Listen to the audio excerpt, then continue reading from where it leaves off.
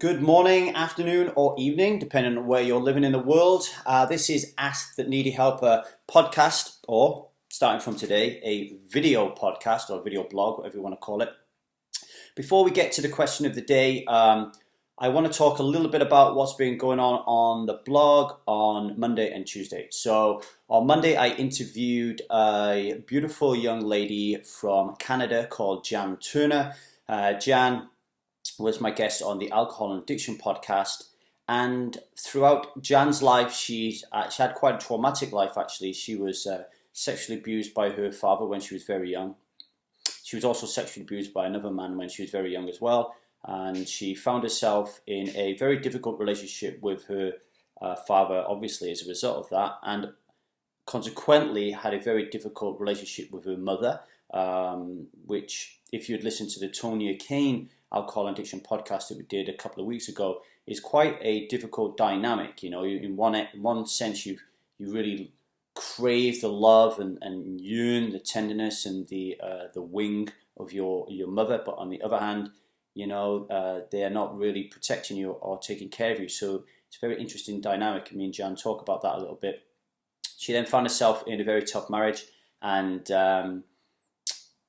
was verbally and physically abused in that marriage before eventually hitting the bottle and going into rehab to get over that. And when she came out, she'd realized that her husband had taken full custody of her two daughters, and she's now on the road to recovery. And she does that by writing letters, which is an interesting idea and very therapeutic for her. And she's a beautiful writer, and she's trying to find her life again, really, and get back to a position where she can see her daughters, because she doesn't see her daughters. And you that are out there who have heard me talk about the difficulties of divorce and the fact how painful it is for me not to see my son on a daily basis, you know, heaven forbid, I can't imagine what it must be like to not be able to see your children at all. So listen to Jan's podcast. It's on the Alcohol and Addiction podcast on the blog, and please send us some love, and because it's very tough and very difficult to be vulnerable and put it out there.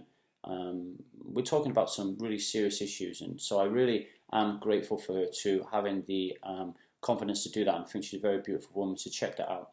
On Tuesday, I wrote another foundational blog post. By foundational blog posts, I mean if you're trying to give up drinking or you have an issue with alcohol, then these posts are the ones that you really need to read, because they were the cornerstones of my development when I quit drinking alcohol. And if it worked for me, then I can't see why it can't work for you. I wrote about dependency and addiction. It was an epiphany for me. It was a very difficult day writing that article. There was a lot of tears. I had to talk to my wife, Liza, about some of the ways that I'd behaved at the beginning of our relationship, which I knew were going to be very hurtful to her. I knew she was aware of them anyway, because she's a very intuitive person and she is very in touch with emotion and energy. And I felt like a really bad person on Tuesday when I wrote that article. But at the end of it, after writing it, I have forgiven myself, and I seek forgiveness from others. And I now hope that people can learn from the damage that I've caused to people throughout my life by reading that blog post and applying it to addiction. So take a look at that. So they're the two things that we've done this week. The reason the diary entries have been scarce on the blog is because next week I'm heading to Nottingham to work for the World Poker Tour, and I've really had to double up on my paid bill workload to get ahead of the game, which means my meaning and purpose work is being pushed to the side for 1 week and next week, so 2 weeks. So we'll be a little quiet on the blog next week because I'll be away, but then I'll be back full throttle when I return. And the draft version of What Makes Lee Sober has been finished. I'm now in the process of editing it, and that will be up on the blog for you to purchase by the end of November. So I'm really excited about that. Anyway, on to the question of the week this week, and Mermaid from Ireland, somebody who I found on the Hello Sunday Morning blog post. You should check out Hello Sunday Morning, great forum on there. And she said, at what point did you stop having fun with alcohol, and can you identify the timeline and any reasons why? At what point did I stop having fun with alcohol? That's interesting. Looking back now in hindsight, I realized that I never had any fun with alcohol ever. Now that might seem an interesting thing for me to say, but let's think about that for a moment. Let's pick an average Sunday afternoon for me. So I'm there queuing outside the pub at 12 o'clock, and my agenda is to meet the lads, have a few beers, watch the football, and then stumble home about 6 o'clock in the evening, where I will have some sort of takeaway dinner and fall asleep and wake up and go to work on a Monday morning. So I get in the pub with the boys and I'm having a laugh and a joke, and I'm drinking alcohol. Now, what I realize now in hindsight is that at no time is the alcohol actually creating the joy and the fun in that moment. The joy and the fun comes from having a laugh with my friends. What does that mean? Well, we would talk about old stories, we would tell jokes, we would reminisce about old memories, and we would just talk about generally what's going on in life, whether, we watched an interesting documentary, saw a good movie at the cinema, something happened important at work, we'll talk about the football, but that's where we're getting joy and happiness from. We are not getting that joy and happiness from the alcohol. The fact that we have a pint of beer in our hand and we are drinking it at that moment creates an illusion that it's the alcohol that is actually creating the fun. And the reason it's not the alcohol that's creating the fun is because at some point during that Sunday session, I black out. And I black out because of this. Now, that means once I black out, I cannot have fun. How can you have fun if you black out? It's the equivalent of being knocked unconscious by a boxer and you're comatose on the floor, except in an alcohol blackout, you're still walking around and you function, but you can't remember anything. So logically, if you can't remember anything, you can't be having fun, okay? All that kind of time period after the blackout is a waste of your life. It's a waste of time. But the fun came before that. The fun came through the interaction and social experiences with your friends. And that's a really important point. And one of the main reasons that I was able to find it easier to become sober was by understanding that illusory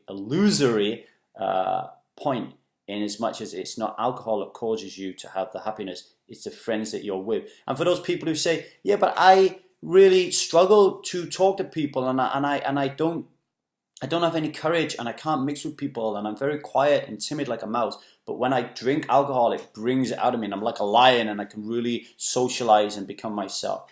Have a real good look at yourself in that respect, and where does that lead? And are you happy living life that way, in a kind of inauthentic way? Because alcohol is not who you are, right? You don't drink alcohol and then become who you are, right? I am who I am right now in front of this camera, right? The alcohol will change me. I will change into a different person, right? So do you want to show people you and who you are authentically and be at peace and happy with that, and love yourself so they can love you? Or do you want to change and be fake and show people a different side of you that is not you, and then when they finally fall in love with you, they find this different person who is not really you? Secondly, if you do want to grow more confident and you do want to be kind of more out there and not as timid as a mouse, then instead of taking alcohol to kind of improve your confidence, then there are lots of different classes, lessons, books you can read, and education you can go through, and challenges you can set yourself in order to make yourself more confident. And it's all about fear, right? Read books on fear and learning to live at the periphery of your comfort zone, and to be able to step over that comfort zone whenever you can and make life difficult for you, because nobody in life who ever got anywhere to a great degree found it easy. Yeah, everybody had to challenge themselves, everybody had to go into areas where they were really scared and they had to fight through that fear, and at the end of every situation they look back and they're like, that wasn't too bad, that wasn't too bad. And if you keep doing that and get into the habit of that, you realize before you step into the fear that isn't too bad is going to be there at the end of it, and it softens the blow a little bit and you just get used to it. It's like any old habit. That being said, when I did drink alcohol, obviously I thought at the time that I was having fun. So when did it go pear-shaped for me, and what was the timeline like for me? Fortunately for me, as I grew up drinking alcohol, there was always a seed of doubt in my mind that something was wrong. Always. I guess I'm a bit of a control freak, and I like to be in control. I also hate and despise following the herd. There's something about me that needs to try to maintain my autonomy and to be different and to not.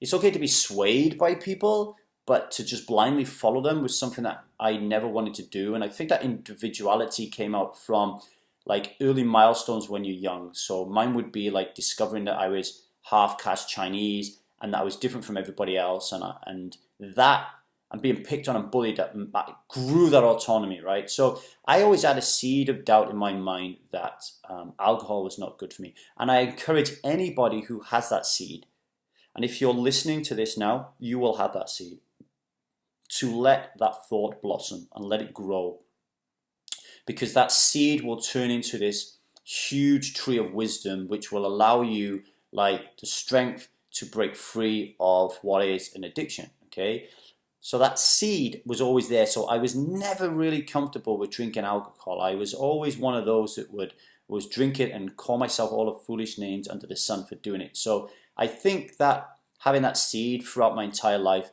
always helped me.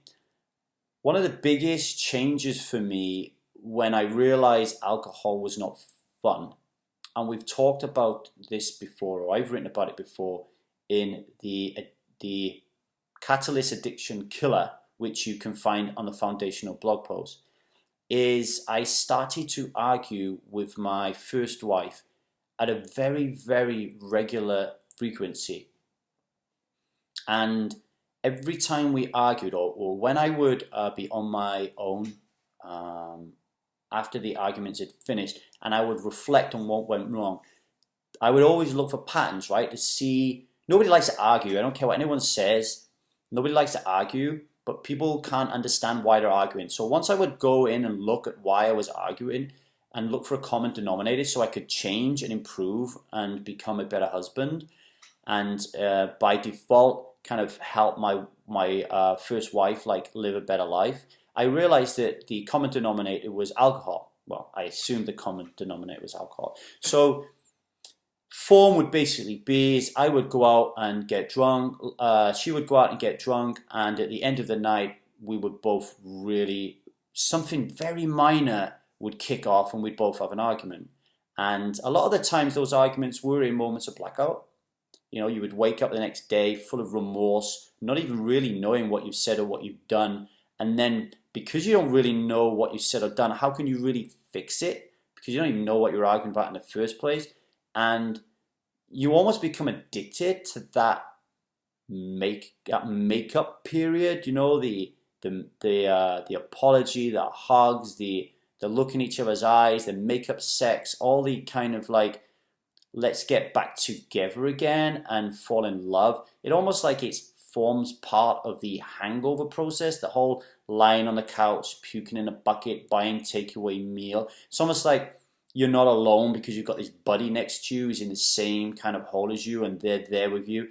I guess, and I've never taken heroin, but I guess it's the same. Like heroin users surround themselves by heroin users, and they, you know, and they go around and they hang around together and they flop out together and they get high together. And I guess it's the same. It's the same thing. You kind of become addicted not just to the alcohol, but the whole kind of like life that alcohol constitutes in your life. And one of those parts of your life is the hangover period. So arguing with my wife very definitely was the biggest milestone that really made me think, hang on a minute, this is not fun no more, you know, this is not fun. The other really important thing that I'm thinking about right now that really made me feel like alcohol is no fun is obviously hangovers. Especially hangovers on a Monday morning when I had to go to work. So I was working in an environment where like to be hungover was you know, you could get sacked. And I was also towards the latter part of my life, I was also in a position of responsibility. And because I was in such a position of responsibility, I really needed to be firing on all cylinders. And living the life I lived at the time with the alcohol and the whole lack of exercise and the foods that I was eating and consuming, I had so little energy anyway, and I didn't realize that to deplete those reserves even further by having an hangover meant that I really was only like firing at like 20-30% when I was in work. And now I look back on that and I think to myself, I did really well in my job and I got to a very high point in my career. And I'm pretty sure I could have got even further had I stayed. And I was only operating at well below 50% capacity. I think, what would I be like now if I was back there? What kind of a leader would I be? A sober leader, like a healthy leader, like a plant-powered diet feeding monster. What would I like? How would I drive people, encourage people, and where would I get to in that railway industry? And obviously, I'm using all that energy and that exuberance and that excitement in my new industry, which is kind of like helping you guys to get over your alcohol addictions and any other bad habits that you might have. So waking up in the morning and puking in a bucket or anywhere that I could find to puke, that was a real sign for me. Obviously, I've been like this all my life, right? But there's something about getting older and puking that don't mix. I don't know, it just gets tougher. I look at my old man now and he's like 65 and I ask him how his drinking's going and my dad will say to me, you know, Lee, I don't really go out that much anymore, you know?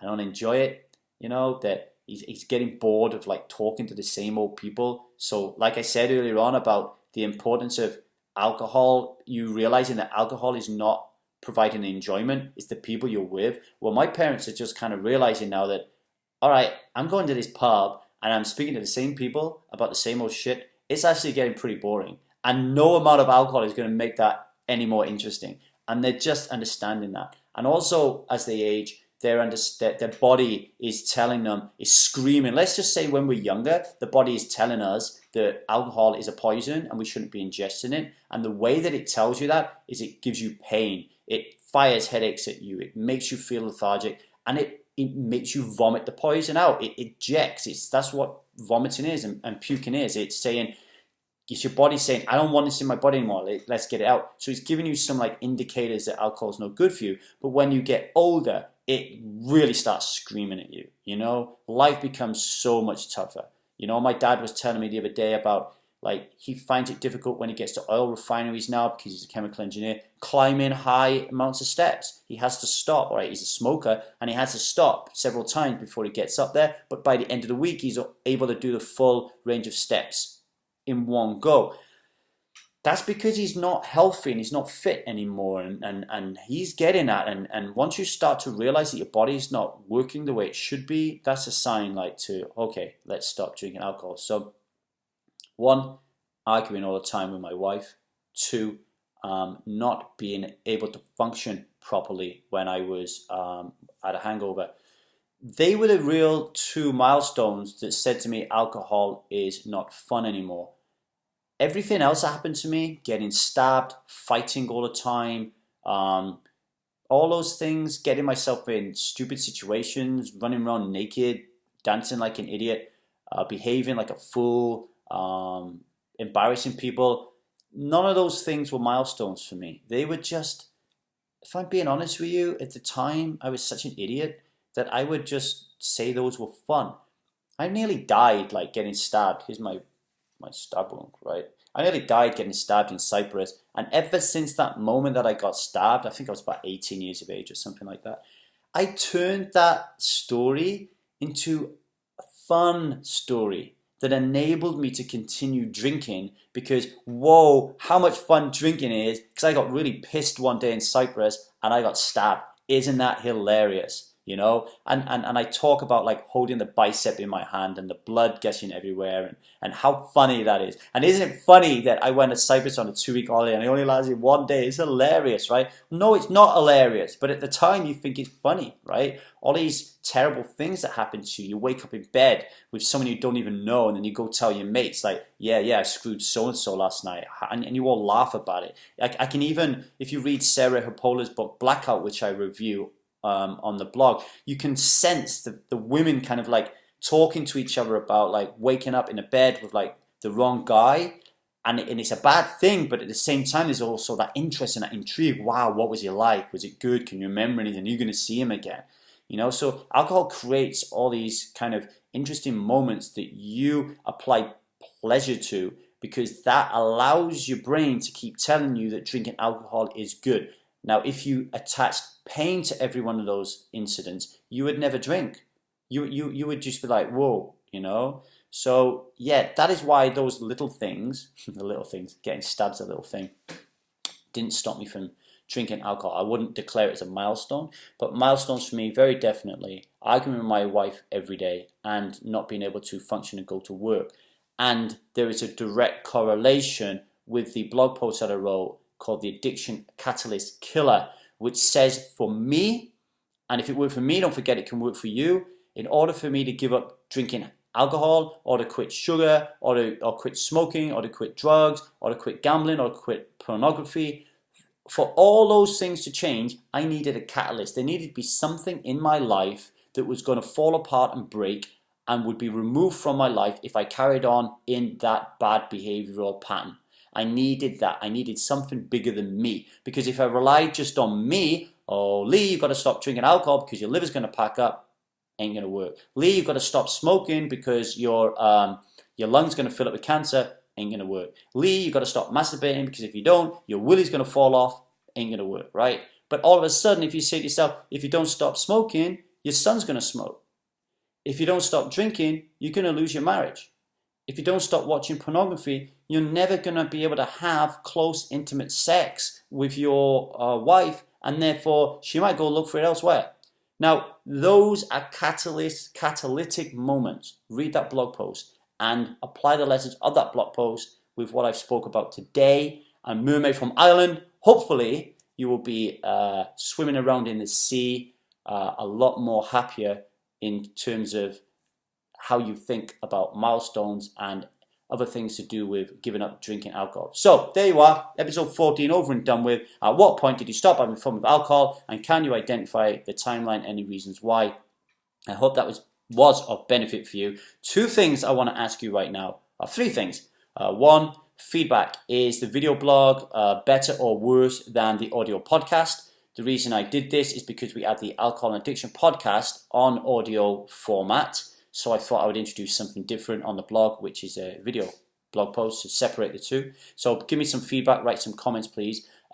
Number 2, please get involved in the What's Your Story project that I'm trying to operate on the blog. There's very few answers on there at the moment because the community is very small. But if everybody in this small community all just took 5 minutes out of their time to answer each question, it would grow and grow. And it will grow anyway, but the speed at which it will grow quicker if everybody here communicates. And the whole point of it is every Saturday, if you're not aware, I pose a random question on the blog and I answer it, and I encourage you to answer it. And the point is in big part of this sobriety journey is that we get to learn to talk. We get to learn to communicate. We get to learn to share. We get to learn to be vulnerable. We get to learn to put our really deepest, darkest secrets out there. And there's a form of anonymity because nobody knows it's you, right? We're not talking video blog. We're not even talking writing your proper name. Just make up a pen name and then share. It will be really, really good for you, and it will help other people to read what you're writing. And lastly, before I go, ask Needyhelper questions. Please, please, please press the audio button on the front of the blog and leave a little audio message and leave a question, or email me at needyhelper@gmail.com. I do not get enough questions, and it doesn't just have to be about alcohol. It can be about anything in terms of habit related. If you've got any bad habits whatsoever that are really bugging you, please fire them off to me.